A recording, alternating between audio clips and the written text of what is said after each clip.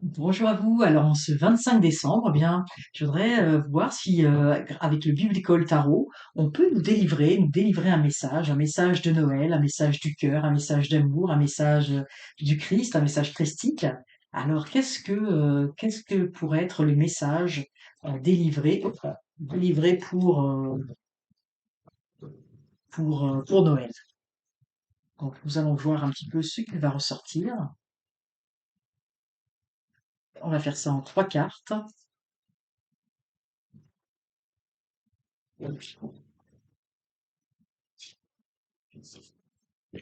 Alors, quel va être ce message? Oh, c'est intéressant ici. Ici, ce que l'on voit, c'est que on y voit l'homme et la femme, hein.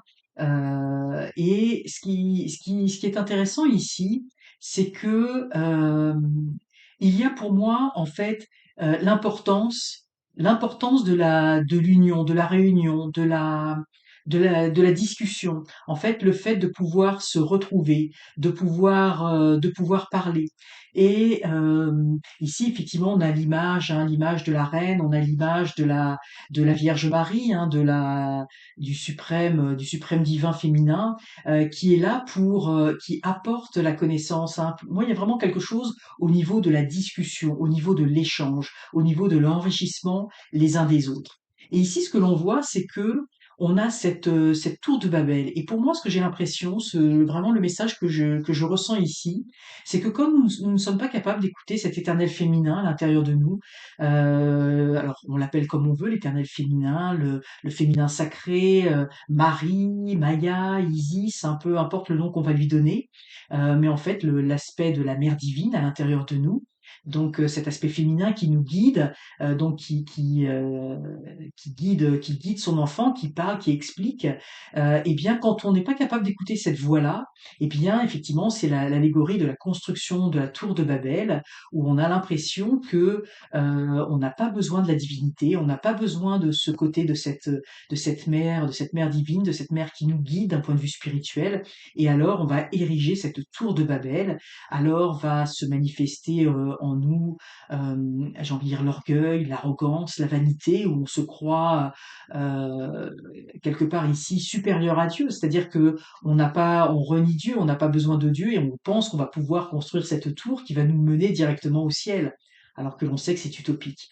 Donc pour moi ici, c'est vraiment une invitation à revaloriser les aspects divins dans notre vie, d'écouter effectivement ces messages que la divinité nous envoie à travers nos intuitions, à travers les synchronicités, à travers des messages que l'on peut recevoir, etc. Et à ce moment-là, ça va nous permettre de construire quelque chose de solide et non quelque chose d'illusoire. Et pour moi ici, ce que l'on nous montre au niveau de ce message, c'est que nous vivons dans un monde d'illusions, dans un monde où on ne parle plus des choses véritables, authentiques. Et on nous met en garde, je pense, pour cette année 2026, aux aspects de l'illusion, aux aspects de la vanité. Et c'est intéressant ici parce que nous avons le jugement, hein, qui est ici une forme de prédication. Mais le jugement, c'est toujours quelque chose en lien avec le message, avec l'annonciation. Donc, il faut trouver le message véritable, authentique, qui s'oppose ici au message de l'illusion, au message, et j'ai envie de dire, que peuvent véhiculer eh bien certains médias, certaines personnes, avec un côté ici on le voit, hein, avec un côté assez anxiogène, hein, puisqu'on voit l'orage qui arrive, et que il faut revenir à des valeurs beaucoup plus simples de discussion, de bon sens, de simplicité, et aller chercher le vrai message où il se trouve, à savoir au plus profond de nous-mêmes, hein, dans notre temple intérieur, dans cette lumière intérieure, avec quelque chose de profondément divin et christique.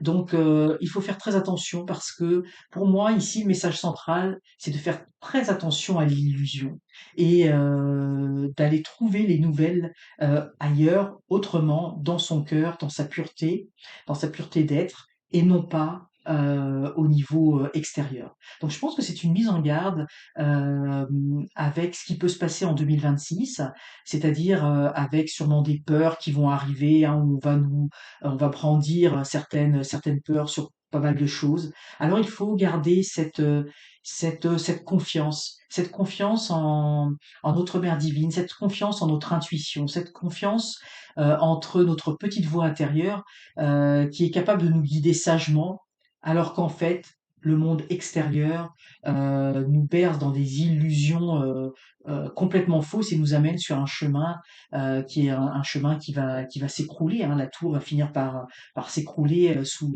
les flammes. Alors voilà un petit peu ce message et je trouve que, c'est un très beau message, pour l'année 2026 pour que nous puissions être plus forts, être vigilants et garder, notre joie, la joie profonde dans notre cœur, garder l'espoir et ne pas se laisser, attraper par les peurs, les méchancetés, les fausses annonces, les fausses révélations, et les mensonges. Alors je vous souhaite, un joyeux Noël, je vous souhaite vraiment le meilleur pour cette fête de Noël, pour que l'amour, la lumière du Christ puisse, imprégner tout votre cœur et que cet amour puisse se poursuivre pour l'année 2026.